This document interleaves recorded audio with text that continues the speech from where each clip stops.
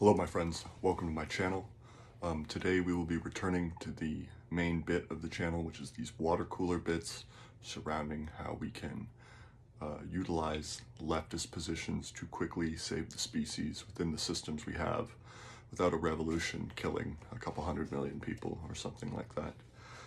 So the topic today will be something that you encounter if you do manage to push the position that the Commonwealth should be joining the United States so that there can be a cooperative effort to tackle this existential threat that is climate change, right? And so it may come in different forms. Isn't that bad? Isn't that dishonorable? One that really will hurt isn't that kind of what like Trump was saying?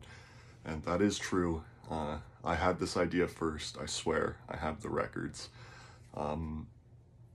Yes, but we're going to get into it and I'm going to explain it all. So, the situation today, as I've explained over and over again, is that the world is the NATO hegemony, right? And the NATO hegemony itself is a hegemony of America. And America utilizes its kinship bonds with the Commonwealth of His Majesty to basically get them to do whatever he wants. The entire system of governance for his Commonwealth, for His Majesty's Commonwealth kingdoms, are set up so as to better allow integration with America. I also believe that they were set up with the foresight that America would collapse under its own weight like it's doing now, and that the Commonwealth would be there to lend a cooperative hand, and that there would be states that rejoined the Commonwealth under normal political circumstances, probably around 2075, 2100. But because of the existential collapse caused by climate change, we have to hurry up. We have to do something dishonorable. Yeah, so also I wanted to say about the situation is there's something that lefties do that is not conducive to conversation. Chapo and Hassan and a lot of lefties now refer to as the Anglophone hegemony, as I refer to it, as the Great Satan. And I'm partial to biblical language. I think it's useful. I think it's moralizing. I think it sticks in people. But there is no Great Satan. That's a terrible thought process to label your enemy, which is you, the Great Satan. What did they do, the listener, with the Great Satan, right? They rebel, they burn it to the ground. Not good. So what I prefer to call it is the Unholy Alliance. The Unholy Alliance is a term that was used for the Soviet-German Pact. The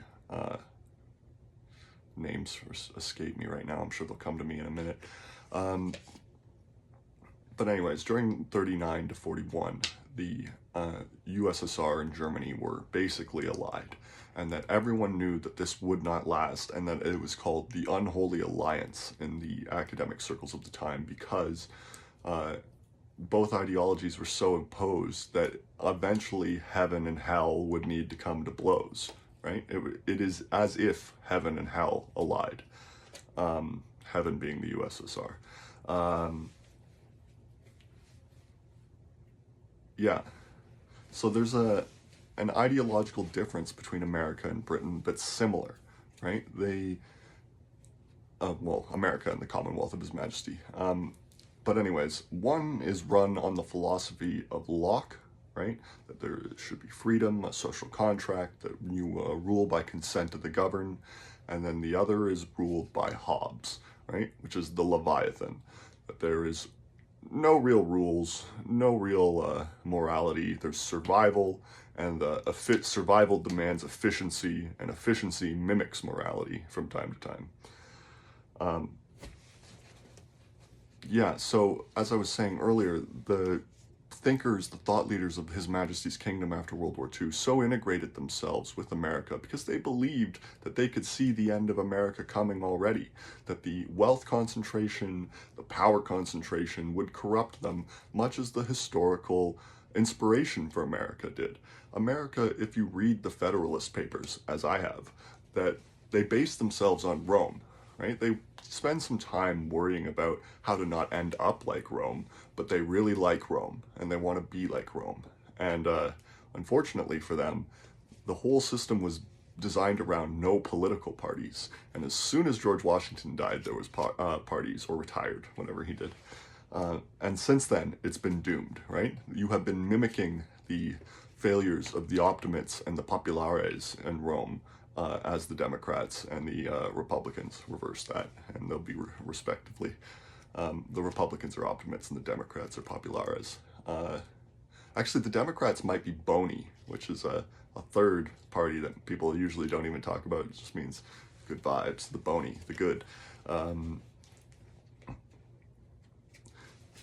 Anyways, I'm going to answer the question. Isn't this bad, right? Well, if you did read Roman history, right, then you would know that Rome goes on a rampage here very quickly. If I put America in a historical time frame of Rome, I think between 160 BC and sometimes Sertorius's revolt near 100 BC would be the perfect pinpoint for where Rome is at this moment. America is as Rome, I should say. And so what's coming up is a Sulla type figure, and then maybe a Caesar type figure. Just for historical fun, I identify Trump as a lot like Pompeius Magnus, just an oaf, an oaf who gets to do things with the state sometimes. I've read an account that said Pompey Magnus had a golden wig, and a cape he swore was Alexander the Great's. And if that don't remind you of Trump, history is a tragedy followed by farce, right? So because they're coming anyways, right, they turn on their Latin allies in the social war of 100 BC and murder a lot of them. And I don't mean to belabor the point, but the Anglophones are the Latin allies. We are citizens without the vote. We have to go fight their wars. We have to pay their, we have to abide by their civil laws. We have to abide by their conception of rights.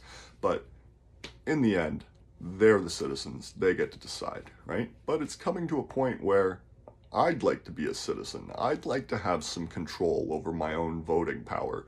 The sovereignty in Canada is imaginary, right? The NATO agreements, the agreements for NORAD is the word, the North American Research and Air Defense. They have an agreement since 1940 something that the supreme commander over Canadian skies will always be an American, right? So there's no sovereignty. I'm not a sovereign nation. The Americans are hyper dominant, hegemonic without peer. Romans, they have modeled themselves on Romans.